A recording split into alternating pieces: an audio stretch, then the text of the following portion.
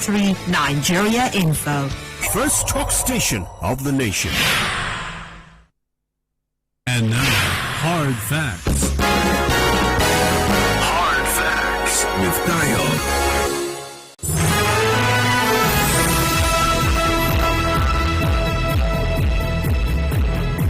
Hello, good afternoon to you. Welcome to Hard Facts, 90.3 Nigeria Info here in Port Harcourt. I'm Dio, and I'm happy to be here today. Yes, I am. I'll get into that shortly. But it's 10 minutes coming past 3 now, and you're welcome to Hard Facts today, reaching you live on 92.3 Nigeria Info here in Port Harcourt. It's a lovely Thursday afternoon, and I don't know. I'm not sure if it's there. Not sure really, but you might have sensed a certain, I don't know, maybe a certain high pitch to my voice, a certain tinge, maybe a certain spring in it, if you will. Well, there's a good explanation for that. Just in case you observed it, once again, I'm not sure it's there, but in case you observed something slightly different today, it's because I'm excited. I'm going to be off work for a while. I'm going to be away for a bit. So for a couple of weeks, this is my last day on radio. Yeah, so this is it for today. And then I will not be, in other words, I will not be on tomorrow or from tomorrow for a couple of weeks. I'm going to be away, taking some much needed time off work and attending to some personal family issues as well. I'm desperately, very much looking forward to it, I tell you. Oh, I tell you. Anyways, even though I am looking forward to taking some time off work, I'm also looking forward to the conversation today as well. We're working once again from now till about 7. We keep the conversation going. And we start things off with today's side comments, random stories, random thoughts, which I'll get to in a moment. And after that, today's rant, something in my mind. I'll express some thoughts in it, and you're welcome to express your thoughts in mine all the way till 4 p.m. Now, we've got the business news coming up. Yes, we do. And after that, unsurprisingly, Jusun has suspended its strike. No surprises there, really. It's the same narrative. It's almost like a script that every union just plays out. You know, you have the "we no go agree" anthem. We will not agree, and then there's an ultimatum given. Government never responds during the ultimatum. Never. I don't remember any time government has responded during the ultimatum. And then the strike commences, and then the we no go agree gets louder. Then government calls for a meeting. Initially Nigerians are going, Nigerians too are part of the script. The masses are going, yes, how can government be so insensitive? They should go on strike. How can government be so insensitive to these people? And the masses, we support them. And then government calls for a meeting, and then they have back and forth, and then they disagree, and then the minister says something that offends some labor leaders, and they stage a walkout. The strike takes longer than usual. Nigerians are affected, and you start hearing, these people said they should consider the masses. Let them consider the people. We know that.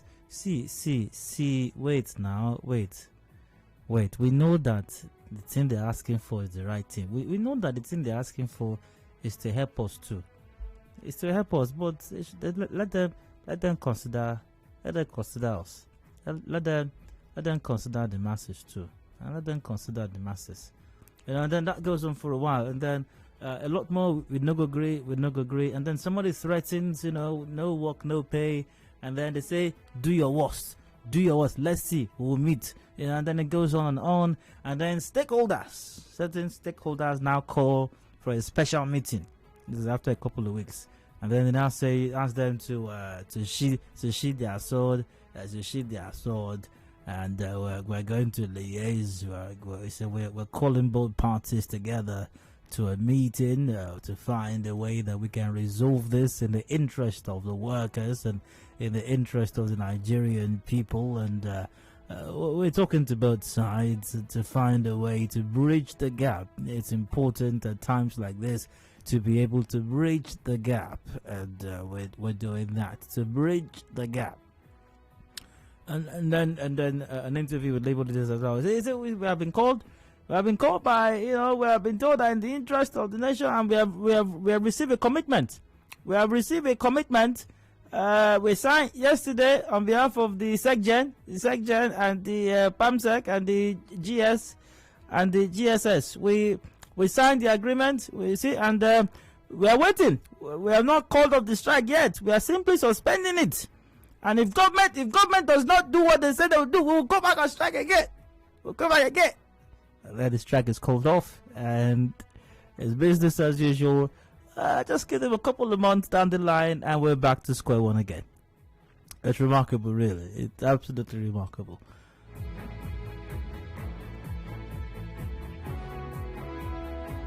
Anyways, Jusin has suspended its strike after over 2 months. The suspension of the strike followed the meeting of its National Executive Council in Abuja on Wednesday. Jusin Deputy President Emmanuel Abiri briefed the council on behalf of the executive members of the association, explained that the grounds of the union was that despite the constitutional provision of sections 81.3, 121.3, 162.9 and the judgment delivered since 2015 in favor of Jusin, the Executive Order 10 of 2020 and the agreement reached between the union, the NGF, the governors have refused to yield financial autonomy to the state judiciary. Yep. So I'll be speaking on the show today with I'll be having a guest for that conversation. My guest, by the way, is spokesperson of the Judiciary Staff Union of Nigeria, Jusin, at the national level. Ms. Koyin Celebrate will be my guest for that conversation in the 4 o'clock hour. After the business news, taking us to 5, we got the news update at 5 p.m. And after that, PDP wants to tweet, or wants the rest of Nigerians to tweet, or wants everybody to get back to tweeting in the country. Not sure, right? Exactly. But there's been some drama. There's been a lot of drama playing out quite lately. With the People's Democratic Party, not just the PDP actually, just about everyone in the country, but also inclusive of the PDP, as far as the federal government's decision to ban the use of Twitter in the country. So this was on the news yesterday, I believe. Some PDP lawmakers staged a walkout during plenary on Tuesday at the House of Reps. This is after its caucus leader, Kingsley Chinda, was ruled out of order by the Speaker of the House, Femi Gbajabiamila. Mr. Chinda had prayed the House to urge the federal government to suspend the ban while the House conducts its investigation into the legality of the ban. Mr. Chinda said the implication is that the ban will remain for 10 days of the investigation. The Speaker, however, cited part of the standing orders of the House, stating that a matter that had been concluded by the Parliament cannot be revisited for a debate. The Speaker ruled Chinda out of order, a decision that did not go down well with some members of the opposition who walked out of plenary. And the PDP lawmakers insisted they would continue with their threat to go to court over the matter. So, what exactly is the position? What does the PDP make of the ban on Twitter in the country, and especially the House of Reps, the PDP caucus in the House of Reps? We'll discuss that in the 5 o'clock hour. We're joined by caucus leader, Honorable Kingsley Chinda, for that conversation in the 5 o'clock hour. That comes up after the news update. Headlines 5:30, major news at 6 p.m. An open season is up after that, during which, if you missed out on any matter discussed on the show, I'll take your thoughts during that period. So that's the show today. Any changes, you will find out. Simply stay tuned. Keep the boat rolling right now with today's side comments, random stories, random thoughts. Speaking of random stories and random thoughts, happy birthday to Emmanuel Babydol Chibuzor, or Chibuzor. Babydol Emmanuel, congratulations to you. Wish you the very best, and may today usher in even greater successes and even bigger accomplishments in your life as well. I wish you many more years of happiness and a life of fulfillment. God bless you and your family. Happy birthday, Chibuzor Emmanuel. So let's see, what else caught my attention today on the news? Commercial drivers operating around the NTA in War by Axis say the protest over the deaths of their colleague was suspended today because talks are expected to hold with the leaders and the River State government. Our correspondent reports that there was free flow of traffic and commercial vehicles were seen picking passengers some of the drivers told our correspondent that they still operate in fear. Let's hear what these drivers have to say about this matter. Just a moment. And here we are. Oh. Okay. It's not here, actually. Sorry about that. I'll look out for it later on. Don't have sound. Another driver called for the construction of bus stops around the axis. You might remember yesterday road users had to trek long distances as commercial drivers shut down operations and protested in the rain. The drivers have threatened that the strike would last for 1 week. It's unfortunate that what happened did happen, even though, once again, as I did say yesterday, I do maintain there was nothing surprising about it. It was inevitable that it was going to happen. When you set up what has now become known as task forces in Rivers State, with criminal-minded, hoodlum-looking individuals who have no regard for citizens or law or order, who look like hyenas who are just preying. The point is not really to manage traffic or ensure free flow of traffic. That's not the agenda. The agenda is who can we assault, who can we intimidate, who can we steal from, who can we rob, who can we snatch the car keys from, who can we extort or exploit. That's the agenda. It happened with the last task force, and people were injured, maimed, and killed. And naturally, unsurprisingly, it happened once again. But that's how we do it here. That's how we do it here in Rivers State.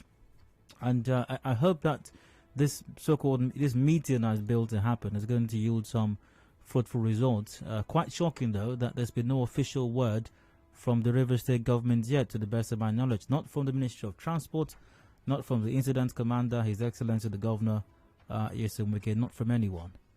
And even though a life has been lost, not a word, not an official statement, nothing. And no offense, but and I like that we respond when security officials are killed, especially in the line of duty. It's a good thing, but it's also good that when civilians are also killed, especially by security officials, that government. Is it only when security officials are killed that government has to respond? I really don't get that part, really. How about when civilians are killed, and especially by security officials? Shouldn't there be some kind of response from government as well? Really, I think, especially once again, as it has to do with oversight of government, if you ask, because once again, this was inevitable. It was always going to end here. So I hope something substantive is done. I hope His Excellency will give the family of Christian, the killed driver, some millions, as we are known to do these days with security personnel. And I hope they reach out to them as well. And I do hope that something is done about the situation on the Ada George Road, even NTA Road as well. Someone's talking about construction of bus stops. If you don't construct bus stops, if there are no identified bus stops, how do you want the commercial transfer workers, the taxis, the buses, how do you want them to drop off passengers? Are they going to drive into people's houses to drop them off? They're going to have to drop them somewhere. And it's going to be along the road, for crying out loud,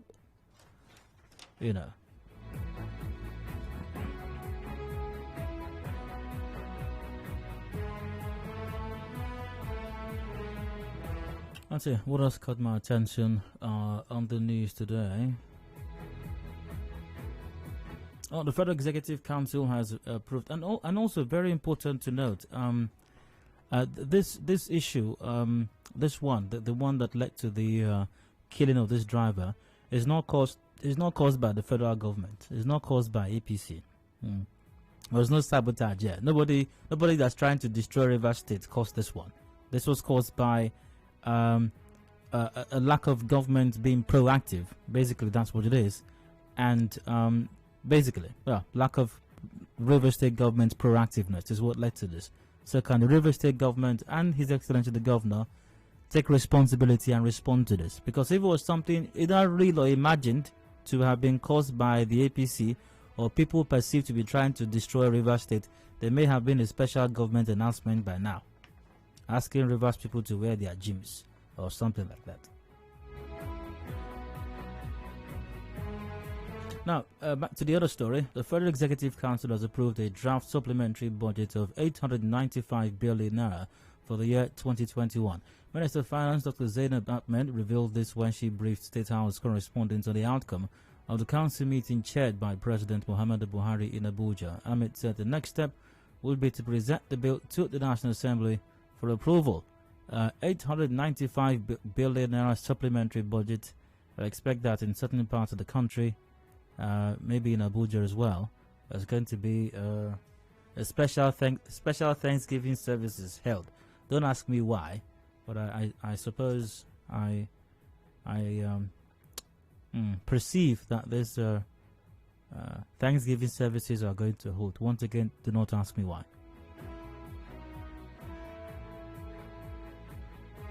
Minister of Information and Culture, Lai Mohammed, says Twitter must be registered and licensed in Nigeria to resume its operation in the country. The minister told State House correspondents after the Federal Executive Council meeting on Wednesday that Twitter had approached the federal government for dialogue to resolve the issues that led to the suspension of its activities in Nigeria.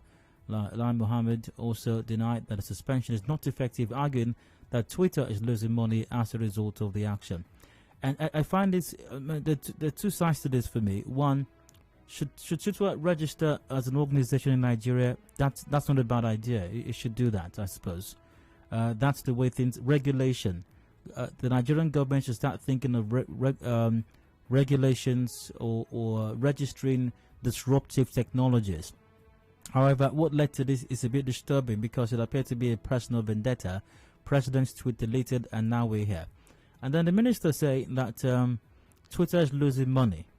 Yeah, I mean, yes, given Twitter might be losing some advertising revenue because of the suspension of its activities or ban of its activities in Nigeria.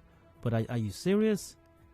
I mean, as at the end of last month, Twitter's market capital, I think over 40, maybe 47, 48, 40 something billion dollars is more than the entire market capital of the entire Nigerian stock exchange. Everything put together is not up to what Twitter is valued at. As at the end of, I think it's at the end of last month, or just about the same figure. I think for Nigeria it's 40 something billion also. For Twitter it's 40 something billion. Let's not go to Facebook. Let's not go to Alphabet, Google. Let's not even go there. Let's not go to Apple. You know? So I mean, compared to, I mean, all the companies listed on the Nigerian Stock Exchange, their market value combined is trying to catch up with the market value of Twitter, and then we're comparing ourselves to Twitter, saying that Twitter is losing money. How about all those young Nigerians who have lost their sources of income because their businesses, their trade which they ply on Twitter, has been hampered as a result of this directive? If anyone's losing and losing money and losing jobs, you know, if we put it side by side, I mean, Twitter is just sipping pina colada whilst we are struggling with the price of onions. It's remarkable, really.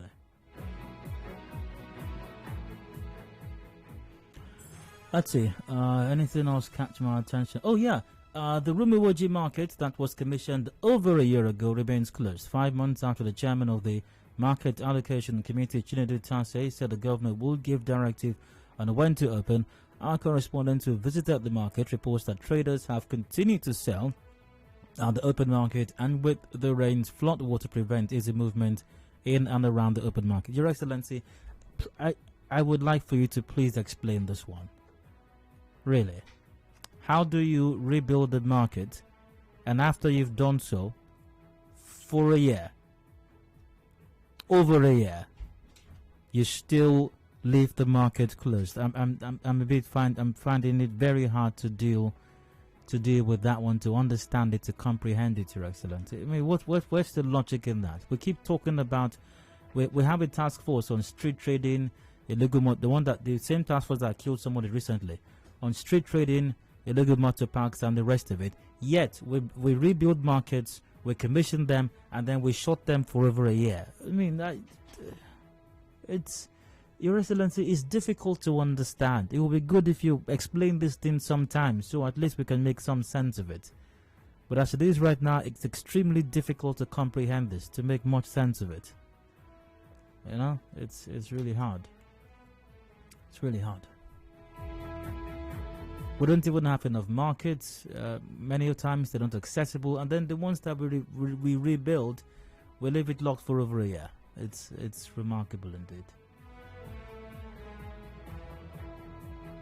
Oh, and as if somebody may have informed the IGP of the extramural classes that are organized for his gallant boys, some of them crackheads in River State here and beyond as well, because the IGP, Usman Akali Baba, has decided to explain what he said earlier on.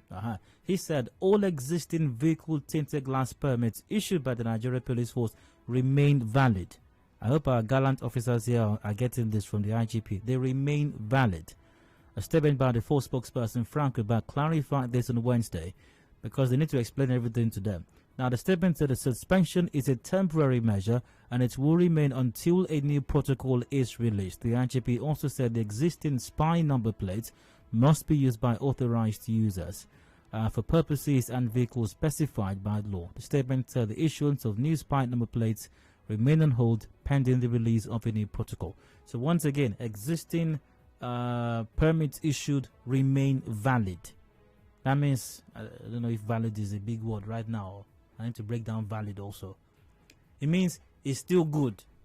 The ones that have been issued already, they are still good. I can't think of a better expression to use. I hope it's clear enough.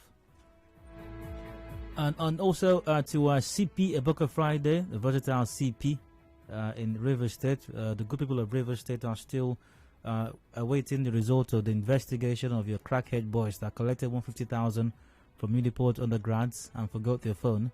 What's happening with the bank statement and the result of that? Also, other crackheads that reportedly stole 200,000 from somebody else. How's that investigation going? The people are still waiting for that. And let's see, for His Excellency the Governor Image Pasti as your self-appointed senior special advisor on reminding His Excellency of critical matters. Your Excellency is still waiting for when we're going to declare a state of emergency on education in River State and focus on basic education the way we are focused on flyovers and focused on no work, no pay for Jason and passing. I hope we're going to do that very soon, because education is the best policy.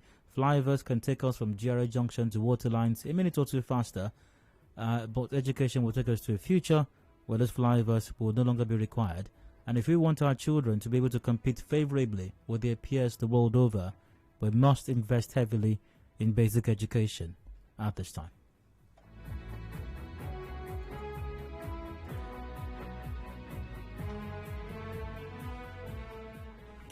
So I think that's going to be it.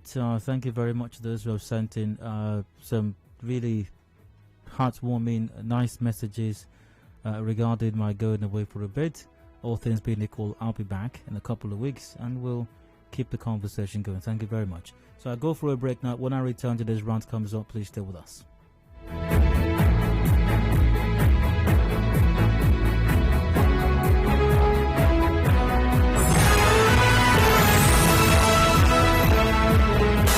Keeping up with political issues and developments around you, only on Nigeria Info. A clean surrounding is a collective effort. Diseases could be avoided with good hygiene practice. Be more responsible with how you dispose waste products. The environment will be better looking without litter and exposed garbage. We love our city clean. This message is from 92.3 Nigeria Info. Information is a two-way thing. Nigeria Info, it's your turn. Let's talk.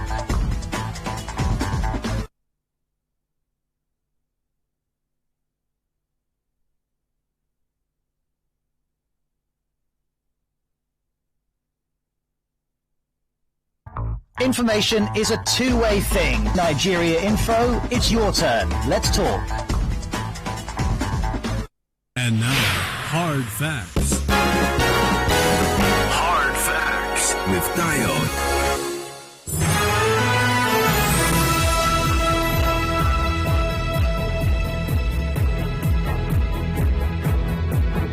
Welcome back. It is Hard Fact 9213 Nigeria Info and here in Port Harcourt. I'm Dayo. And I'd like to rant for just a bit. I've got something on my mind. I'll be expressing some thoughts on it. You're welcome to express your thoughts and my thoughts all the way till 4 p.m. You know, just the other day, I think it was maybe 2 days ago, when I organized some refresher program. I think refresher program sounds like a big expression. And that's why I broke it down to extramural classes for some of our gallant officers in the Nigeria Police Force, especially the River State Command. It was in a bid to remind them of certain things that they ought to know already, but I fear that either they never even knew from the start, that raises questions as to what they teach them at police college, or they may have known but have forgotten, and that's why it was necessary to organize that extramural class. But even though our police officers need it, and I think I may have suggested this even in the past, political leaders or political office holders in Nigeria constantly, every now and then, need to be reminded also as to their responsibilities, as to their job description, as to what it is that they're supposed to do. Because I fear very much that political office holders in Nigeria have a very different perspective or perception of what their job description is.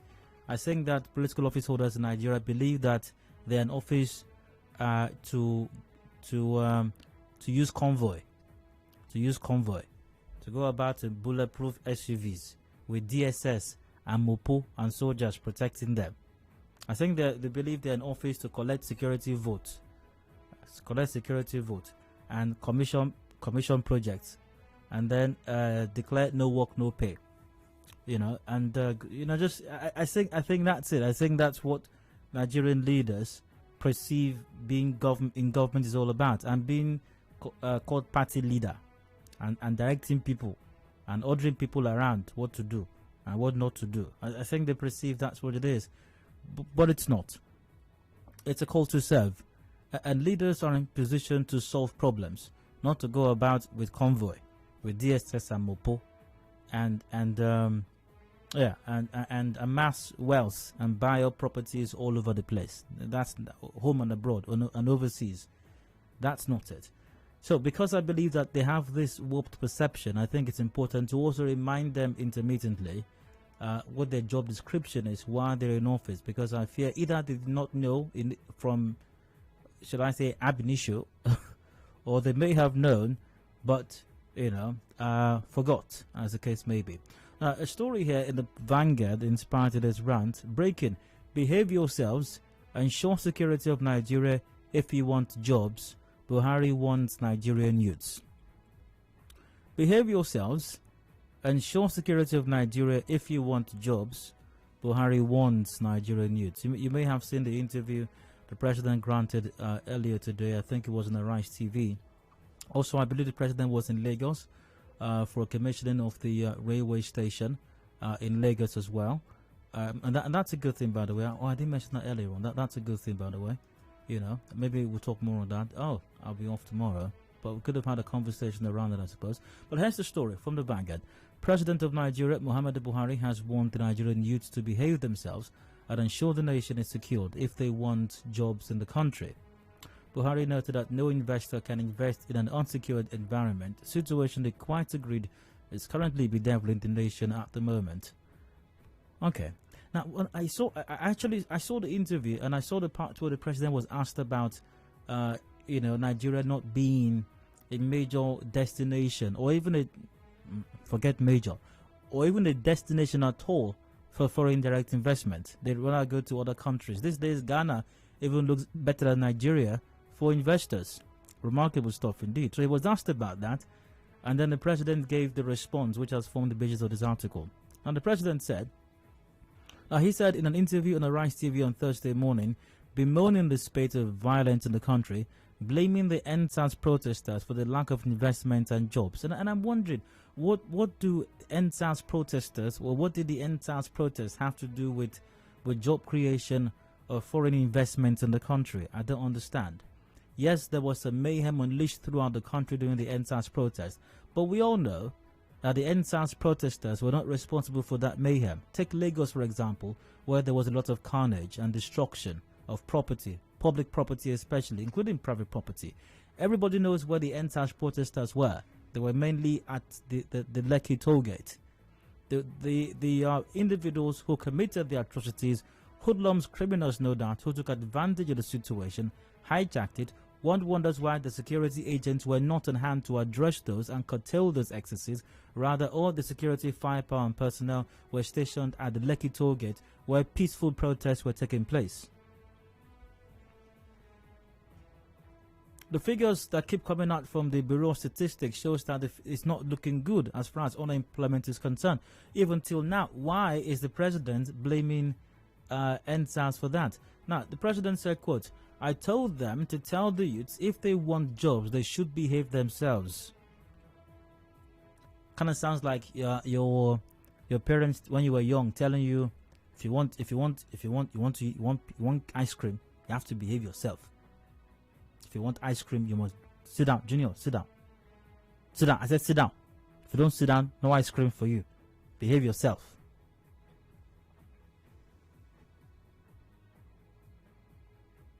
Back to the president's statement. "I told them to tell the youths if they want jobs, they should behave themselves. Make Nigeria secure so that people can come and invest. Nigeria is resourceful. Everybody knows that God has really endowed us." Mr. President, if I may interject your presidency-ness, it is not the job of Nigerian youths to secure the country. No, it's not. That's your job, Mr. President. I know, I understand. I mean, there's so much happening, so much going on. Sometimes we forget these things. You understand? I understand, Mr. President. You know, sometimes we can forget. There's so much going on, you know. Federal Executive Council meeting, supplementary budgets, you know, this one, that one. Many things going on. Things are going on even in other African countries. We have not finished solving the one here. We are solving the ones in other. It's so many things. So I understand how you can forget, Mr. President. But once again, the president said they should behave themselves. Quote, "Make Nigeria secure so that people can come and invest." Once again, Mr. President, that's your job. That's not the job of Nigerian youth. Your job is to make Nigeria secure. That is why you are the commander-in-chief of the armed forces. Nigerian youths are not the commander-in-chief of the armed forces. You, Mr. President, are. And your core primary responsibility is the protection of lives and property. Back to the story. President Buhari lamenting the NSAS protests, which were hijacked by hoodlums to perpetrate violence, said, quote, "About 200 buses bought by the former governor of Lagos were burnt by restive youths. Who would go and invest in such an environment? Nobody. It is just common sense." How far ago was the NSAS protest, and even the mayhem and carnage that happened as a result of that? Is it the NSAS protest that has led to hundreds of students being kidnapped in the north? As I speak right now, I think we're still about 150 primary school children is it Niger State still in captivity. Thankfully, we had the students of the university, what's that university again, released quite recently, and the ones the Kankara boys and all of that. Is it the NSAS protest that's responsible for the mayhem being unleashed by criminal herders, by some herders, the criminal-minded ones amongst them, in different parts of the country? The incident we had in some states in the south and the southwest recently, where 11 persons were reported to have been killed by criminal herders. Is it NSAS that caused that? Just asking for a friend, Mr. President, just asking for a friend.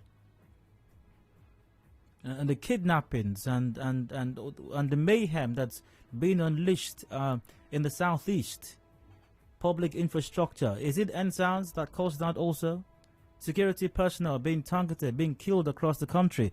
Your Excellency, Mr. President, is it NSAS protest that caused that also?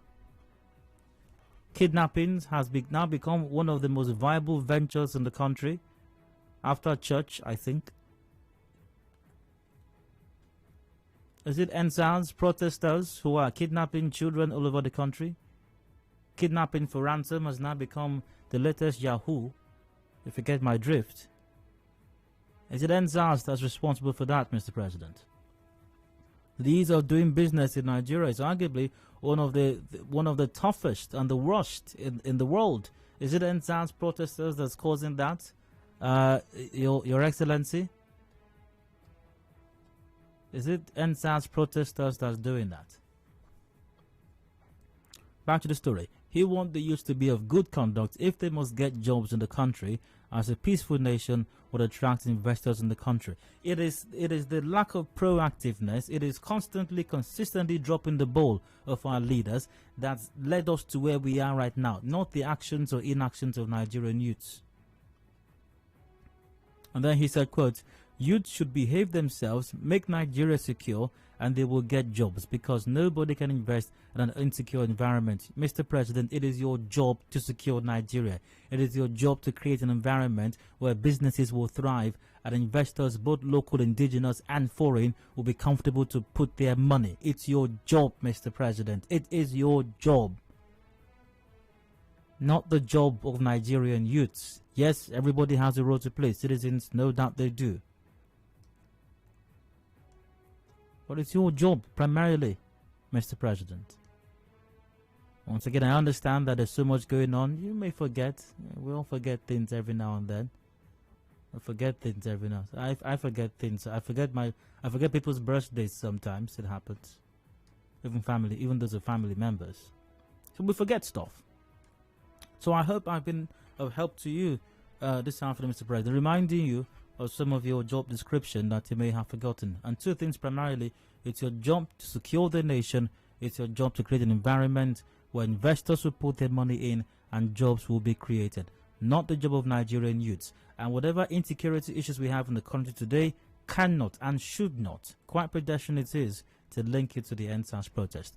On that note, I end my rant. Thanks for listening. Hope I didn't bore you. Any thoughts about literate? Numbers to the same line to open: 0817 923 0002 or 0003. That's 0817 923 0007 as well. We're live on facebook.com/Nigeria Info PH. WhatsApp is on 0809 030 6416. Please do not tweet at us. That's been banned for the moment. I start with comments via Facebook.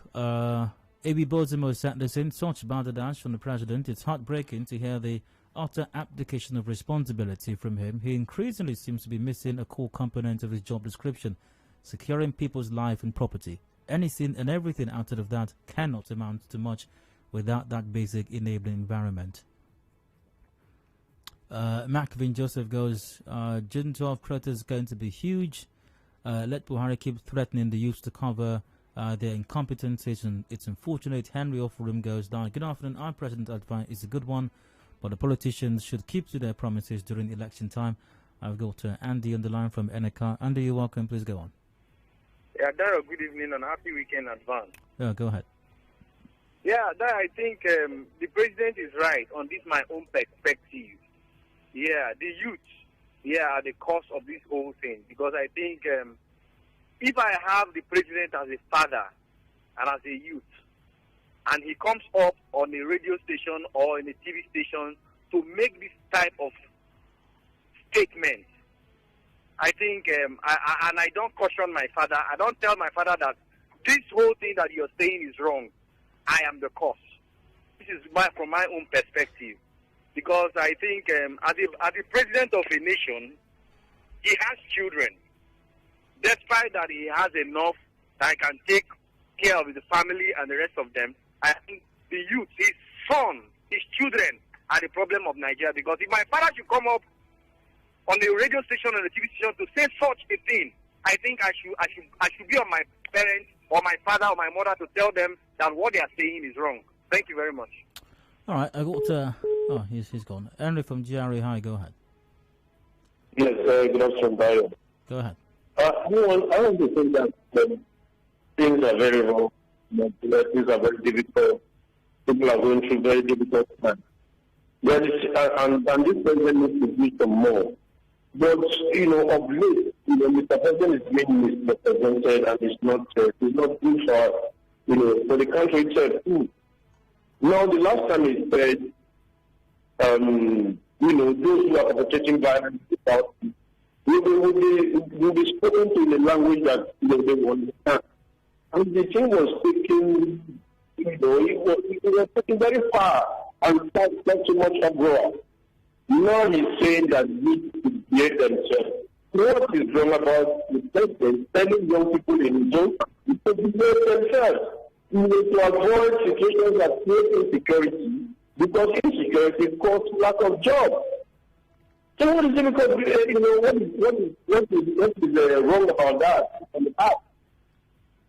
So there's nothing wrong for what Mr. President has said. Youth to behave themselves. Youth are the people participating in insecurity. Let them behave themselves so that the environment will give the business inside. And when business thrives, jobs will be created. And life will be better for the people. So I don't think Mr. President is wrong. Thank you. All right.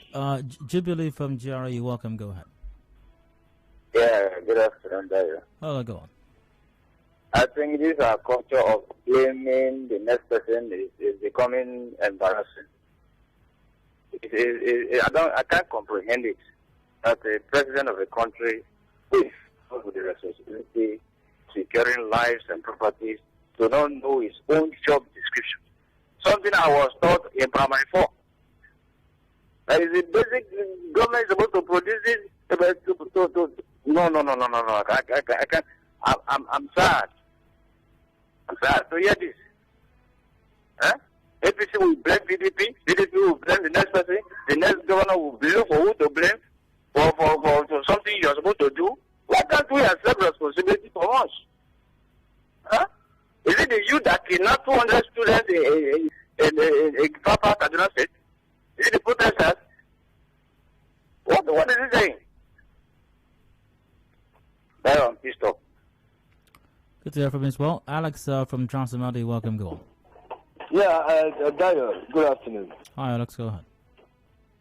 Frankly speaking, each time the president is being asked a question or is on an interview, I get scared. Because I always believe that I will not get the answer expected. I don't want to use the term that he speaks out of context, no. But sometimes it seems our president misses the content of the main question when he's being asked. And I'm not surprised that those who are maybe picking crumbs under their table, their supporters, they will support this. They support everything, every mistake, every error, every grammatical fault the president does, they support it. It's correct. He banned Twitter, he stopped them from talking the correct, he's correct. Now jobs is the NSAS protesters, he's correct. I'm not surprised. That politics we do for Nigeria is unfortunate. Thank you. Alex, you're welcome. I've got Ken from NTA on the line. Ken, hi, go ahead. Oh, okay. Good evening, Mr. Dayo. Oh, okay, go on. Thank you for educating our politicians, most especially our dear president. Well, I want to believe that they chose this. If you were the one that had interviewed him, I think I would have loved it. Because handwritten, they actually rehearsed the questions and then he chose to reply the way he wants to reply. What happened before NSAS protest? How was the country before NSAS? Does it mean that it was after NSAS and then the foreign investors packed their properties and leave? I don't know why somebody will come and tell us that the president is right or the president is saying what is on ground. That is not what is on ground, for crying out loud. Before NSAS, what happened? Post NSAS, what has been happening till date? Does it that he has amnesia, that he cannot remember things? Even during the NSAS, what did he even do? In fact, I believe he could not remember because he gave us a recorded clip. But thank you. Okay, and I've got a comment via WhatsApp also. Let's see. Just a moment. All right, despite the failure of the president, security is everybody's responsibility. Two things bring investors, which are security and government policy. The youth must play their role in maintaining peace within its environs. Absolutely, and I did say that a while ago. Every citizen has a responsibility as far as ensuring security or the progress and development of any society. Both leaders and followers have a responsibility. But once again, if you watch that interview, and I speak in the context of the interview the president granted, he literally blamed the NSAS protesters for a lack of investments coming to the country. And something instructive, I think the last call I took, the caller said, prior to the NSAS protest, what was the state of job creation in the country? Were we having a thriving economy, and then the NSAS protest happened, and then investors packed their bags and left the country? Was that the case? Now, post-NSAS protest, what has happened? What has been NSAS protesters or the youth responsible for the mayhem and the carnage in the north? Do you need to reel out the figures of people who are being killed in this country, in the north, in the middle belt? Vis-a-vis so-called herders, farmers clashes, are those caused by the youths as well because they're not behaving themselves? How about Boko Haram? If you know the number of northerners who are being killed almost on a daily basis, the figures are staggering. Is it the youths that are kidnapping children, school children in the north in their hundreds? Is it the students? Is it the youths called, attacking? Mates, I've got Wisdom for my one. You're welcome. Go on. Yeah. Good afternoon. Hi, Wisdom. Go ahead. I concur to what the president said. Yes, the youth are the problem of the nation. Okay. Because they don't know what to do. Hello? Go ahead. Can you hear me? Go ahead, Wisdom. Okay. Today, there was a protest going on at Bonny, everywhere. We had the Muslims there, the youth. Then, we had people securing the president as the soldiers and the DSS, and see the youth. Last time they had a Hellfire protest. The Muslims, they are still the youth. They are still making use of the youth to destroy the nation. So it is not. Who is making use of the youth? Yes, the politicians. Oh, okay. So why is the president not ensuring that the people who are making use of the youths are apprehended? You see what? Why is the president not ensuring that those who are making use of the youths are apprehended? Because they're still the one using them. All right. They're still the one making use of them. Okay. So they won't apprehend them. If assuming the youth know what to do and do it at the right time, all this is won't come out. Okay. Youth is the strength of the nation. Wisdom, all right. Okay. Good. I'm so angry right now.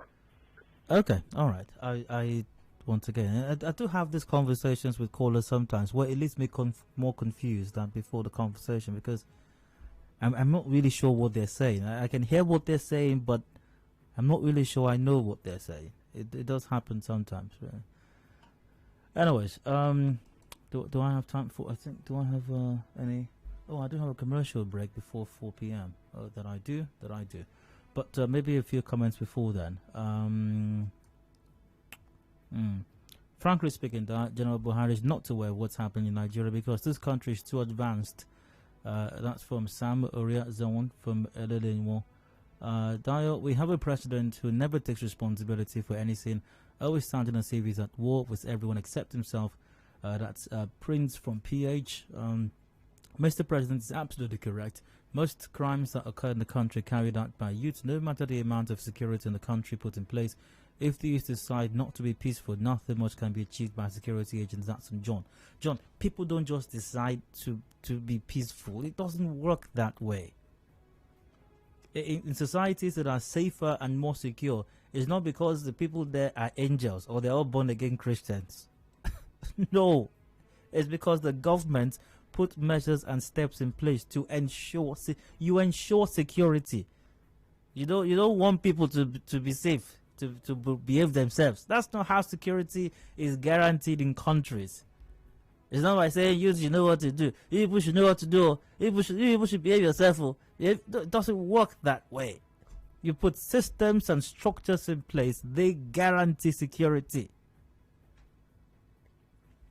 We got news coming up top of the hour at 4 p.m. Pardon me. That's the business news. After which What's the matter we're looking into afterwards? I think it has to do with the juicing. Yeah, juicing suspends its strike. More when I return. Please stay with us.